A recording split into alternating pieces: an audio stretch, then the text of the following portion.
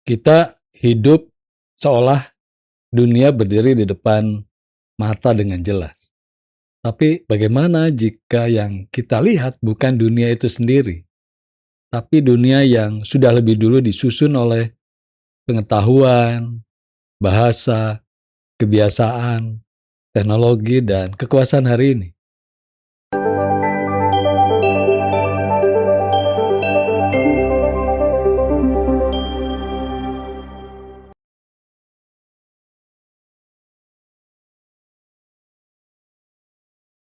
Sampurasun, warga dunia yang baik, selamat bergabung dan bersua bersama saya, Asep Mulyana, kurator Asepistemik.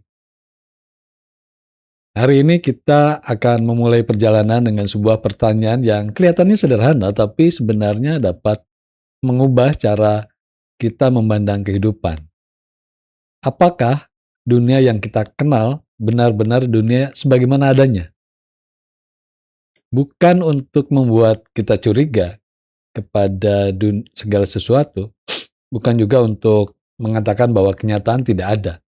Kita hanya ingin berhenti sebentar dan melihat bagaimana pengetahuan, bahasa, kebiasaan, teknologi, dan kuasa ikut membentuk kenyataan yang setiap hari kita anggap biasa.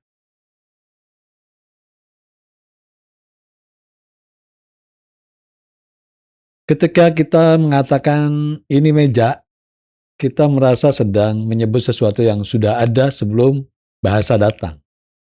Meja itu keras, punya bentuk, bisa disentuh. Tapi pengalaman kita terhadap meja tidak pernah benar-benar kosong.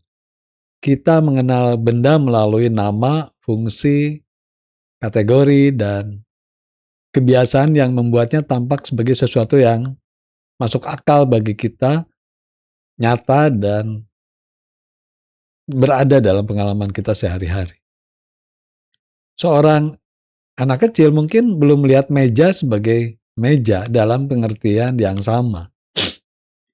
Ia bisa melihatnya sebagai tempat bersembunyi, benda untuk dipanjat, permukaan untuk dipukul, atau sesuatu yang dilarang disentuh. Benda yang sama hadir, tapi dunia yang dialami berbeda. Dari sini kita mulai melihat bagaimana mengetahui bukan hanya menerima informasi secara pasif, itu penting. Jadi pengetahuan bekerja seperti sebuah bingkai. Ia membantu kita melihat, tapi sekaligus menentukan bagaimana yang masuk ke dalam pandangan.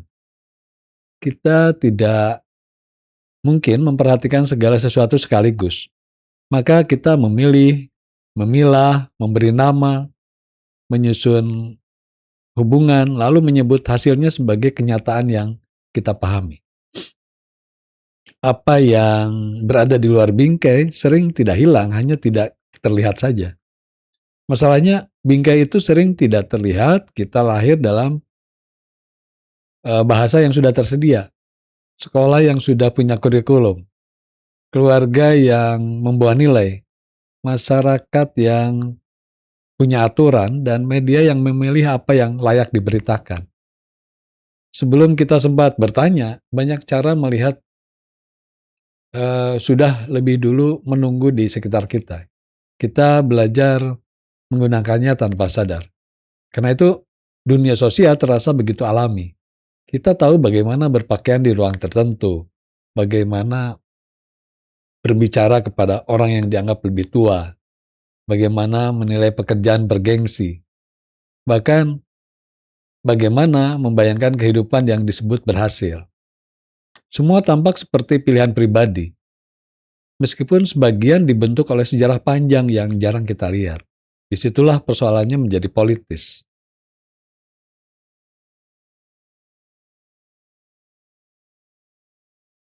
Disinilah pertanyaan tentang episteme menjadi penting. Episteme bukan hanya kumpulan fakta di kepala manusia, ia lebih mirip aturan tidak tertulis tentang apa yang pada suatu zaman dianggap dapat diketahui, masuk akal, benar, normal, dan layak dipercaya. Ia membentuk batas pertanyaan bahkan sebelum kita memikirkan jawabannya dengan sadar dalam kehidupan manusia sehari-hari. Bayangkan seseorang hidup pada masa ketika penyakit dianggap semata-mata sebagai hukuman moral. Ia mungkin mencari penjelasan melalui dosa, kutukan, dan kesalahan perilaku. Kemudian cara memahami penyakit berubah. Tubuh mulai dibaca melalui anatomi, laboratorium, statistik, dan diagnosis.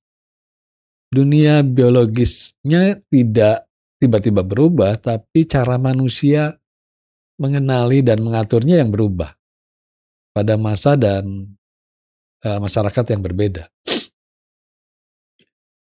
Perubahan semacam ini mengingatkan kita bahwa sejarah pengetahuan bukan hanya sejarah penemuan.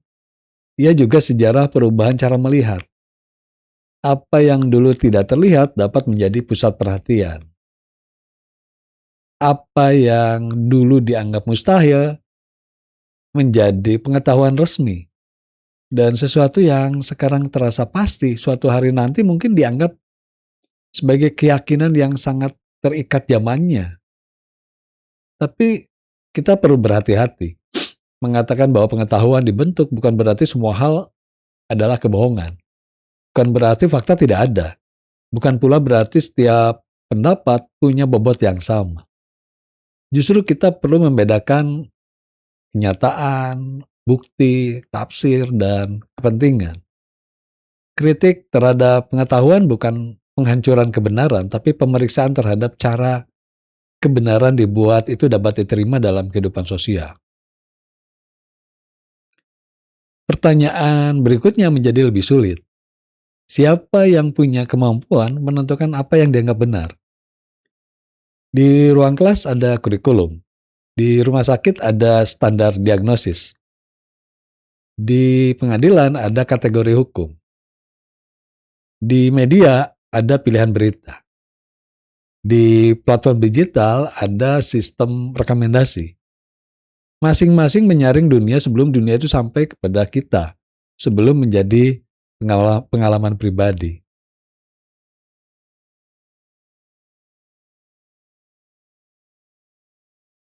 Kuasa bekerja dengan cara yang lebih halus daripada sekedar perintah. Ia dapat menentukan kategori, ukuran, prosedur, dan bahasa. Ketika sebuah lembaga mengatakan seseorang normal atau bermasalah, label itu bukan hanya deskripsi, ia bisa mempengaruhi bagaimana orang tersebut diperlakukan. Bagaimana ia memandang dirinya sendiri dan kesempatan apa yang tersedia baginya dalam kehidupan sosial di dalam masyarakat. Karena itu, kekuasaan dan pengetahuan sering berjalan beriringan. Pengetahuan memberi bahasa untuk mengatur dunia, sementara kuasa menentukan siapa yang punya kesempatan menghasilkan, menyebarkan, dan mengesahkan pengetahuan. Hubungan ini tidak selalu berupa konspirasi.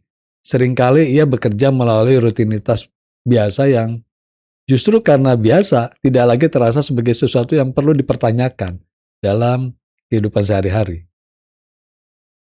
Coba perhatikan sebuah angka. Angka kemiskinan, nilai ujian, indeks prestasi, jumlah pengikut, peringkat sekolah, atau statistik kriminalitas. Kita sering menganggap bahwa angka-angka itu berbicara sendiri. Padahal sebelum angka muncul, seseorang harus menentukan apa yang dihitung, bagaimana cara menghitungnya, kategori apa yang digunakan, dan pertanyaan apa yang dianggap penting untuk dijawab melalui angka tersebut. Ini bukan berarti angka tidak berguna, justru angka dapat membantu kita melihat pola yang sebelumnya sulit terlihat. Tapi angka selalu datang bersama metode, dan metode membawa pilihan. Ketika pilihan itu disembunyikan, hasil pengukuran dapat tampak seperti kenyataan murni. Padahal, mungkin saja ia merupakan kenyataan yang telah dibentuk melalui keputusan tertentu tentang apa yang layak dihitung. Teknologi mempercepat proses ini. Hari ini kita tidak hanya mencari informasi, informasi juga mencari kita. Sistem digital membaca kebiasaan, memperkirakan minat, mengurutkan perhatian, lalu menawarkan sesuatu yang mungkin kita klik. Perlahan, dunia yang muncul di layar menjadi dunia yang terasa relevan bagi kita. Padahal, relevansi itu sebagian telah diproduksi oleh sistem.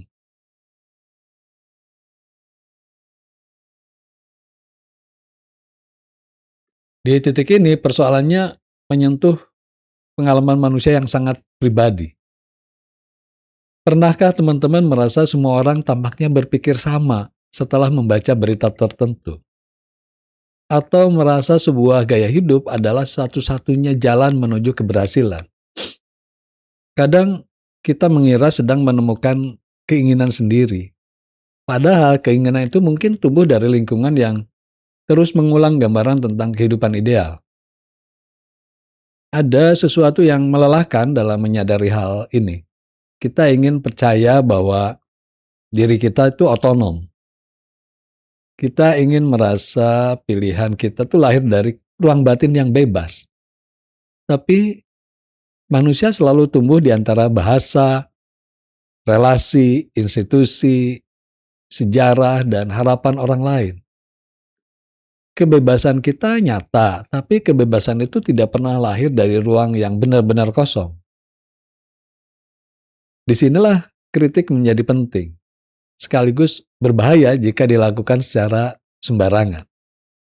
Kita bisa jatuh pada kecurigaan bahwa ini manipulasi, kecurigaan yang kadang-kadang tidak berdasar. Padahal dunia tidak sesederhana itu. Ada pengetahuan yang membantu manusia hidup, ada institusi yang melindungi, ada aturan yang memungkinkan keadilan, dan ada teknologi yang memperluas kemampuan. Yang perlu diperiksa adalah bagaimana semua itu bekerja, bukan mencurigainya. Mungkin kita perlu mengganti pertanyaan, bukan hanya apakah ini benar, tapi juga bagaimana sesuatu menjadi benar bagi kita. Pertanyaan kedua ini membuka pintu yang lebih dalam. Ia mengajak kita melihat proses, sejarah, bahasa, lembaga, kepentingan, dan pengalaman manusia yang membuat suatu pernyataan memperoleh tempat sebagai kebenaran. Agar kritik tidak berubah menjadi kecurigaan tanpa dasar yang jelas. Ketika kita bertanya seperti itu, kita juga mulai mendengar suara yang sebelumnya hilang. Siapa yang tidak masuk dalam data? Siapa yang tidak dipercaya ketika bicara? Pengalaman siapa yang dianggap terlalu lokal?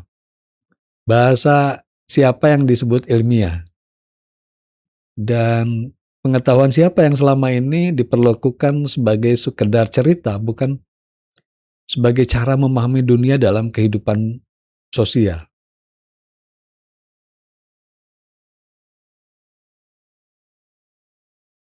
Pertanyaan-pertanyaan itu membawa kita keluar dari pandangan bahwa pengetahuan selalu netral. Pengetahuan dapat membuka kemungkinan, tapi juga dapat menutupnya. Ia dapat membuat seseorang itu terlihat, sekaligus membuat orang lain menghilang dari perhatian. Karena itu, tugas intelektual bukan hanya mengumpulkan informasi, tapi juga belajar memperhatikan batas-batas dari apa yang sedang kita lihat dan struktur sosial yang mengaturnya. Barangkali inilah alasan kenapa mempertanyakan kenyataan terasa mengganggu. Kita tidak hanya mempertanyakan dunia di luar diri kita. Kita mempertanyakan cara kita sendiri menjadi manusia di dalam dunia itu. Kita bertanya dari mana keyakinan kita datang, kenapa kita mempercayainya, siapa yang mengajarkannya, dan apa yang terjadi jika keyakinan tersebut ternyata dapat disusun dengan cara lain. Tapi kegelisahan itu tidak harus berakhir dengan pesimisme. Jika cara kita mengetahui dapat dibentuk, berarti cara itu juga dapat diperiksa. Jika kategori dapat dibuat, kategori juga dapat diperdebatkan. Jika suara tertentu pernah disisihkan, suara itu dapat dicari kembali. Jika dunia tampak tertutup, kritik dapat membuka celah kecil untuk membayangkan kemungkinan yang sebelumnya belum terlihat. Dan mungkin disitulah epistemik dimulai. Bukan dengan keyakinan bahwa kita telah menemukan kebenaran terakhir, tapi dengan keberanian mengakui bahwa cara kita melihat selalu memiliki sejarah. Kita belajar memandang kembali dunia. Bukan untuk kehilangan pijakan, tapi agar pijakan itu tidak lagi diterima begitu saja. Dari sana, perjalanan pemikiran benar-benar dimulai bagi kehidupan kita bersama. Maka, melihat dunia sekali lagi bukan berarti menolak dunia yang kita miliki. Justru kita sedang belajar melihat lapisan yang selama ini tersembunyi di balik hal-hal yang biasa. Kita mulai bertanya siapa yang berbicara, siapa yang dipercaya, siapa yang menentukan aturan, dan siapa lagi yang harus hidup dengan akibatnya setiap hari dalam ruang sosial demi hari demi hari.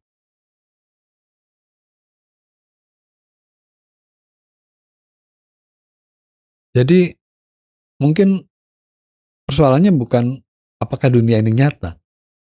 Persoalannya adalah bagaimana dunia menjadi nyata bagi kita. Siapa yang mengajarkan cara melihat dunia? Pengetahuan apa yang membuatnya masuk akal? Kuasa siapa yang bekerja di baliknya?